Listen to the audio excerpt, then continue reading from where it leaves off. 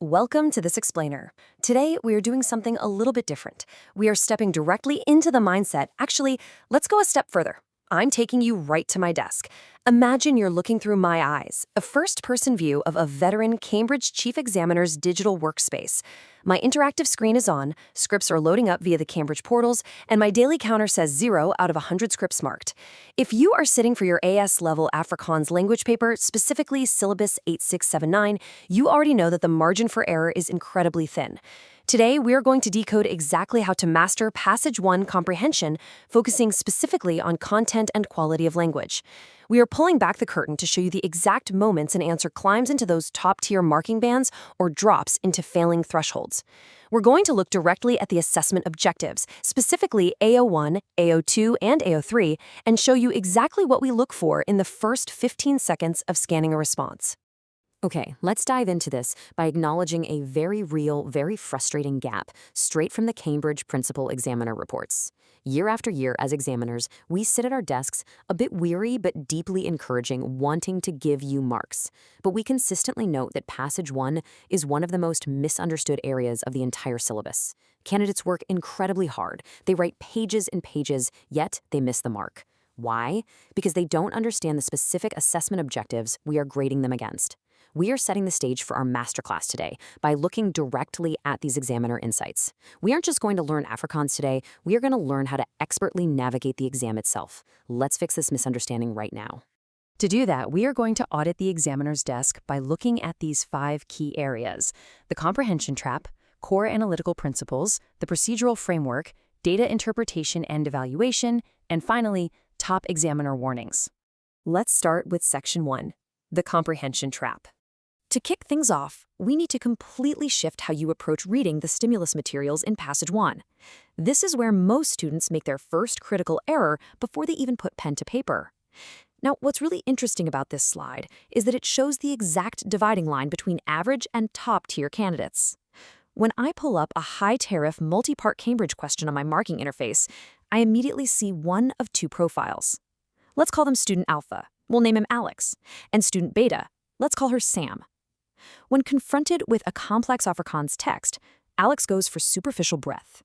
He dumps massive, unorganized paragraphs of facts, just listing everything he can translate from the passage, causing me to desperately search for any actual analysis. Sam, on the other hand, writes with beautiful, flowing Afrikaans flair, but she dances completely around the core command word. Both of these are traps. Cambridge prioritizes analytical depth. Within the first 15 seconds of scanning your response, I'm looking for your ability to do more than just repeat the text. Quality of language and content marks are awarded for deep, focused engagement with the text, not just a broad summary. You have to contrast the command words closely. Knowing the difference between discussing and evaluating is what pushes you from a C tier to an A tier. Moving on to Section 2, core analytical principles. So the crucial point is understanding the academic benchmarks that will automatically signal to an examiner that you are operating in the A tier. Let's bring our hypothetical students, Alex and Sam, back into the picture. Imagine a live split screen where they are actively debating how to write a model response to this exact question. They are clashing over structural execution. Alex is insisting on listing textbook definitions line by line, convinced that sheer volume will win the day. Sam is arguing quite rightly that without an evaluative thesis link, the examiner is going to penalize their script for a lack of critical depth. And as the examiner, I can tell you Sam is on the right track. Top-performing students exhibit these 4 core traits. First, connected conceptual understanding. You see how ideas link together. Second, systematic analysis. Third, evidence-based reasoning. Every claim is backed by a specific quote from the Afrikaans text. And fourth, logical, structured reasoning. If your answer reads like a logical argument rather than Alex's scattered list, your marks will skyrocket. Let's move to Section 3, the procedural framework. We need a blueprint. Let's look at how you can guarantee points through what we call the method mark strategy. Examiners are searching for a strict, standardized sequence of processing information when they scan your scripts. Look at this 5-step workflow. Step 1, identify key elements from the stimulus. Step 2, apply relevant principles. Step 3, execute your analysis with clear working. Now imagine Alex and Sam encounter a logical roadblock mid-argument here. Their evidence suddenly stops supporting their conclusion. As an examiner, this is where I mentally step in and look for the peel structure: point, evidence, evaluation, link. You have to show your thought process to flawlessly reconnect that argument string. Step 4, verify your results to ensure they actually answer the specific command word, whether that is bespreek to discuss or evaluere to evaluate. Step 5, present it all in the appropriate format. If you follow this workflow and rewrite your paragraphs line by line using this structure, you make my job incredibly easy. I can literally tick the marks off as I read down your page. Timeout. Before I grade this final model paragraph and show you the exact presentation mistake that costs thousands of candidates their A-star, let's secure your own academic trajectory. Hit the subscribe button for Ace the Exams right now and turn on all notifications. Whether you are sitting for IGCSE, O-levels, AS, or A-levels, this is your direct channel to outsmart the marking desk. Okay, let's resume. Speaking of making the examiner's job easy, presentation matters immensely for your quality of language marks. Even if your textual analysis is brilliant, you must package it using strict conventions. We're talking about using proper headings, deploying the correct Afrikaans grammatical terminology, like knowing the difference between a voegvoed and a bijvoeglijke naamwoord, and adhering to appropriate formats for the specific text type. If you ignore these conventions, you risk leaving easy method marks on the table. Think of these as the structural pillars that hold up your brilliant analysis. Next up, Section 4, Data Interpretation and Critical Evaluation. I'm handing my digital grading pen over to you right now for a live marking workshop. Whenever you face a highly complex text or perhaps a data matrix embedded within the Afrikaans passage, you must deploy this workflow. Deconstruct, solve, and evaluate. Let's do challenge 1, the 30-second data scan. Imagine a complex Cambridge source chart or text matrix is on your screen, and a 60-second visual countdown timer is ticking down. What do? First, deconstruct the text by identifying the given information and breaking the argument into logical steps. Second, solve systematically. Extract the highest-yielding trend or relationship. Finally, evaluate. Check the reasonableness of the claims and make justified conclusions. Examiners absolutely love to see this progression, because it shows you aren't just a passive reader.